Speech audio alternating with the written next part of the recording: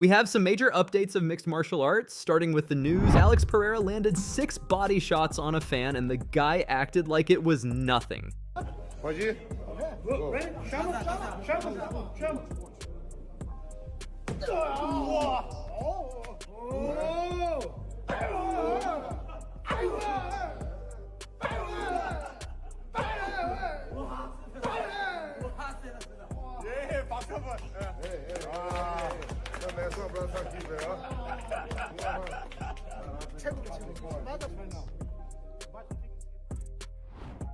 Jon Jones reclaims #2 spot in UFC pound-for-pound rankings. Following UFC 309, UFC rankings were updated. Jon reclaimed the #2 spot, pushing Alex back, while Islam continued to hold the #1 position, but it seems like Dana White isn't impressed. He shared this on his Instagram story, writing, "I have to get rid of these clowns. Let's get this AI deal done as soon as possible." Henry Cejudo and Khabib Usman has some words on Michael Chandler's loss. It was a 5th round that he had him hurt, and he could have finished it, but he went back to wrestling. I mean, these are the things I just really don't understand. When you got somebody hurt, Kamaru, finish him on your feet. Like, why grapple? You grapple and they go down. You're not going to ground upon them. Your abilities when somebody's staggered is you leave them on your feet and you finish him off there. Charles Oliveira just was too much for him. Michael Chandler had the right game plan, I believe. I don't know if you noticed this, Henry. Michael Chandler lost his lightweight title in Bellator. He got kicked in the peroneal nerve. He gets kicked there. That leg instantly shuts down. It was a couple of kicks that Charles Oliveira threw there. Michael Chandler's leg was done. That's why he kept winging those hooks, because he couldn't step. Yeah, but that's just, in my opinion, Kamaru, that's just a technical and tactical deficiency that he has. He just needs to understand how to evade kicks. He gets kicked quite a bit, man. Tom Aspinall had a message for Jon Jones. Recently, Tom Aspinall appeared on the Ariel Helwani show to talk about Jon Jones's win. During the show, he revealed that Jon is very good at studying his opponent's fight footage to prepare for his matches. But Aspinall believes this advantage won't work against him because there isn't much footage available to analyze his fighting style. Most of what's out there just shows him dominating opponents by finishing them quickly, leaving little for Jones to study. Listen to what he actually said.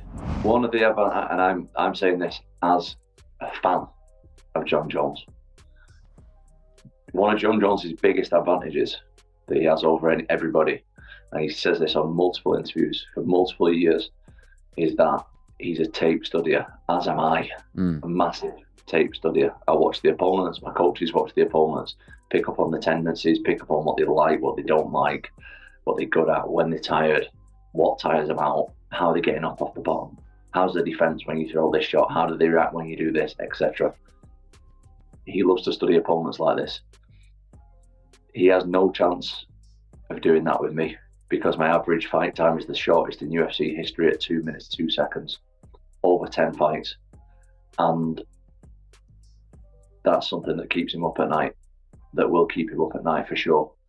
I am a massive, massive question mark for him, and I know a lot of his game. He's got a lot of octagon time over a lot of years. I've got next to nothing, next to no footage on me. He's out there of me doing anything apart from bouncing people's heads off the canvas, and he has no idea what to prepare for, and that is fantastic for me. Seems like Bo Nickal didn't like the way the commentary team called his fight. Nickal secured a decision victory over Paul Craig in the 3rd round at UFC 309. Recently, he spoke out about his disappointment with the commentary team's perspective on his performance. He wasn't pleased with how they called his fight. When I watched the fight back, something that was a little disappointing was the commentary and just kind of hearing the way that they were looking at the fight, and it made me feel like they didn't really know what was going on as much, because anybody that I've talked to that are people that I trust and know shoot straight with me, they're like, dude, you like shut that guy out. Domination, it was a flawless victory. And to hear things like, you know, DC say, oh, he's not ready for Hamza. And I think he was kind of trying to like be respectful, but also trying to like, I don't know, maybe like set me down a peg. It was just weird to hear. But I just feel like the people that I know that are in my corner who would give me honest, genuine feedback, they're very happy with the victory. I was very happy with the victory. And so that's what I really care about at the end of the day. But it was a little disappointing to hear some of those comments from people that I respect a lot. Dan Hooker believed that the fear of fighting Khabib or Islam comes more from their big reputation than the actual fight itself. Recently, in an interview with Submission Radio, Hooker said their myth makes them seem scarier than they really are. This even affected him. But if you forget the hype and focus on them as regular fighters, the fight feels much easier. Oliver's kind of, he would just go out there and kind of disregard the other guy and disregard his distance and just kind of walk through guys with a kind of incredible confidence. And it seemed like he kind of lost that confidence against Islam. And yeah, it's that same thing. Like the myth of it is bigger than the actual task, and they kind of ride off the back of the myth of Khabib, and then it's kind of that's like bled into Makachev, and you can see it does get into, like, it definitely affected me. Like, you just, yeah, it's bigger than the actual guy. Like, if you just boil it down to the actual guy, it makes it quite a bit simpler. But yeah, I'm sure Charles Oliver has taken his time to get back to the title, and he'll be prepared for that in the second fight. Alex Pereira shared heated sparring footage.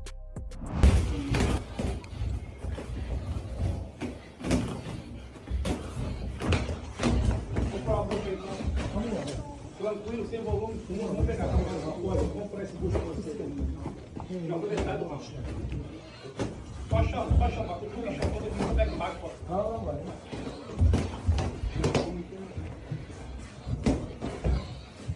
Tá correndo já, tá vendo? Vou dar uma apurada aí. Pode ir direto também, tá? Isso, vai chamar. Isso, aí embaixo agora. Isso, vai pegar esse toque à esquerda e bota. Break. Oi. Você vê que ele já tá fazendo sua mão, a guarda vai alta quando você encosta a mão, entendeu? Calma. Cai em seco, 30 segundos.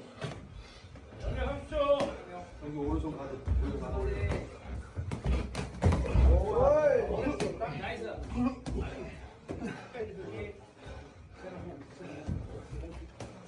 10 seconds. 10 seconds.